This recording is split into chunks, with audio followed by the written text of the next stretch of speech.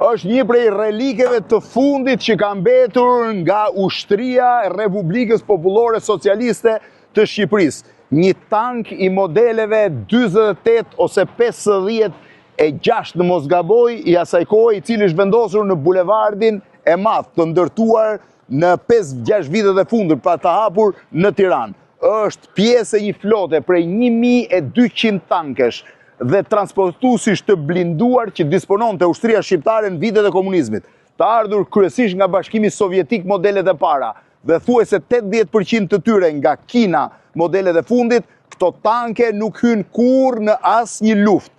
Ato ishin pjesë e një flote që për 46 vjet priti të vinte armiku, një armik që nuk mbriti kurrë, dhe i gjithë ky investim, imagjinoj që një tank i tillë kushtonte rreth $1 milion në atë kohë, dolën jashtë përdorimit. Një pjesë shkuan për skrap, një pjesë tjetër janë çuar në Muzeun e Forcave të Armatosura, pak të tjerë kanë mbetur ende në për depo.